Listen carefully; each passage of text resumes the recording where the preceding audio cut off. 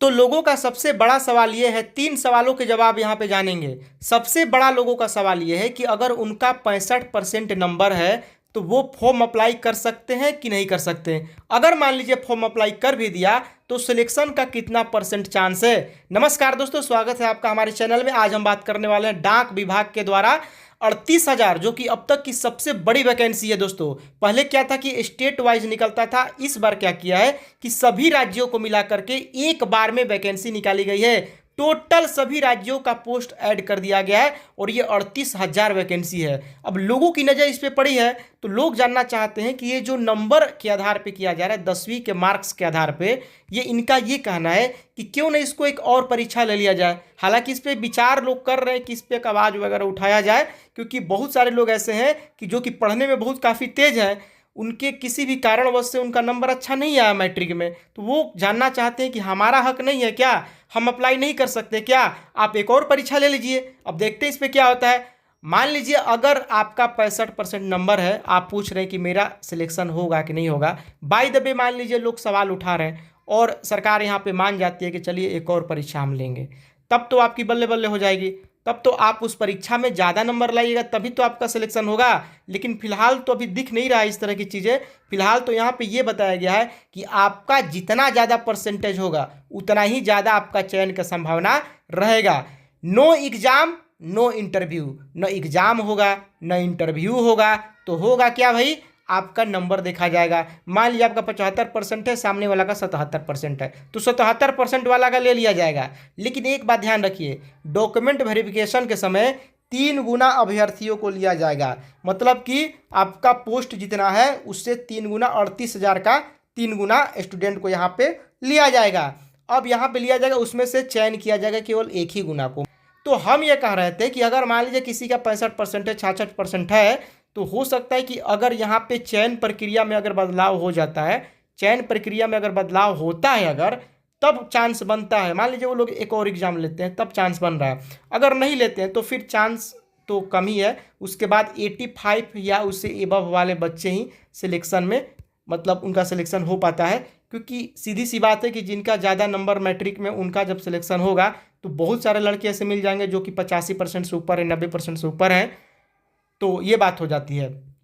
तो यही बात यहाँ पे, ये जो सवाल है कि मेरा 10वीं में 65% नंबर है, चांस है कि नहीं है, तो चांस दोस्तों तभी है जब चयन प्रक्रिया में बदलाव किया जाए। हालांकि ट्विटर वगैरह के माध्यम से बहुत लोग इस पे सवाल उठा रहे हैं कि अब पुराना समय चला गया, अब एक नए तरीके से जब हर परीक्षा का एक और एग्जाम लिया जा रहा है तो इसका भी क्यों नहीं लिया जा रहा है। दूसरी बात कि जिनको मोटरसाइकिल चलाने नहीं आता है, बाइक वगैरह चलाने नहीं आता है, वो आवेदन कर सकते हैं कि नहीं कर सकते हैं। जी हाँ दोस्तों, आप बिल्कुल कर सकते हैं। अगर आपको साइकिल भी चलाने आता है तो कर सकते हैं, क्योंकि चिट्ठी वगैरह देखिए पहुंचाना होता है तो उसमें ज़रूरी होता है कि आपको साइकिल या आपको कोई भी चीज़ चलाने, वाहन वगैरह आना होना चाहिए, ठीक है। और फॉर्म भरने में अगर दिक्कत होता है तो 1-2 दिन दोस्तों रुक जाइए, मे बी प्रॉब्लम कुछ होगा और आपको पता भी चल जाएगा कि कोई प्रॉब्लम वगैरह होगा तो उसका आप अच्छे से भली भांति अपने दोस्तों से समझ लीजिए और लास्ट डेट से 7 दिन पहले तक आप फॉर्म अप्लाई कर दीजिएगा।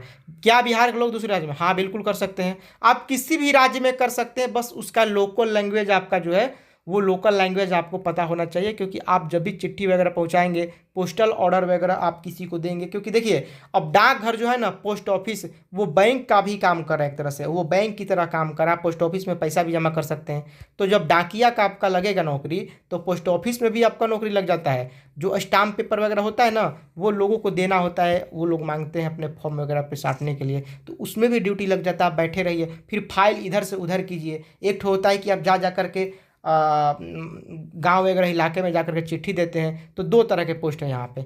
कितना गुना डिग्री के लिए? तो 3 गुना चयन किया जाएगा। किसकी नौकरी लगेगी? जिसका ज़्यादा परसेंटेज रहेगा उसी को पहले वरीयता दिया जाएगा।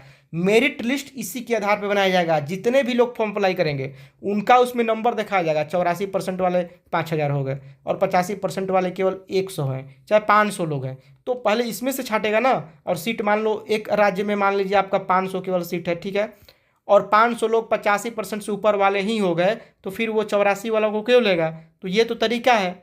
और यहाँ पे देखिए 10,000 नौकरी का आपका मिलेगा और ये 12,000 मिलेगा। तो दूसरे राज्य में क्यों जाइएगा दोस्तों? आपको तो अपने राज्य में जब कीजिएगा तो आपको लोकल लैंग्वेज तो पता ही रहेगा, और लोकल लैंग्वेज पता रहने के साथ साथ 10,000 जब आपका सैलरी है तो आप दूसरे राज्य में, आंध्र प्रदेश में जाएंगे, मान लीजिए वहाँ पे ज़्यादा सीट है ये देख करके, या कहीं पश्चिम बंगाल में, तो वहाँ का लैंग्वेज भी तो पता होना चाहिए। अगर नहीं पता है तो दिक्कत आपको होगा है।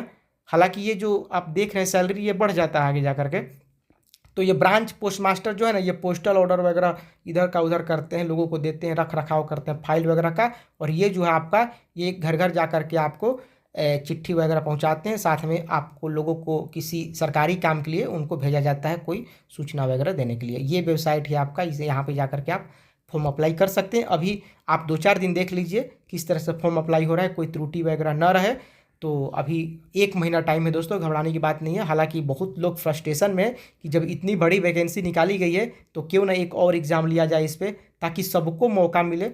किसी के टैलेंट को उसके नंबर से जज नहीं किया जा सकता दोस्तों। बहुत लोगों को बाद में क्या होता है कि दिमाग खुलता है तो बाद में बहुत काफ़ी वो तैयारी करने लगते हैं, तो तैयारी करने के दौरान उनका जो होता है ना, अच्छा नंबर, मतलब बहुत अच्छा कमांड हो जाता है। तो यही सब बात है दोस्तों। और देखते क्या होता है। आपका मैट्रिक पास रहना चाहिए, आप मैथ या इंग्लिश से अगर आप हैं तो आप इसके लिए अप्लाई कर सकते हैं। फीमेल भी अप्लाई कर सकती है। बहुत लोग पूछ रहे थे क्या लड़की अप्लाई कर सकते हैं? हाँ, ज़रूर कर सकती हैं। यही सब बात है। देखते हैं अगर कोई उधर से अगर खबर आएगी अगर इससे रिलेटेड कोई भी, तो हम आपको बताने का प्रयास करेंगे। और अभी के लिए बस इतना ही। देखिए आपका यहाँ पे जनरल वाले का 9 जून 82 से लेकर के 2004 तक के बीच में आपका जन्म रहना चाहिए, ठीक है।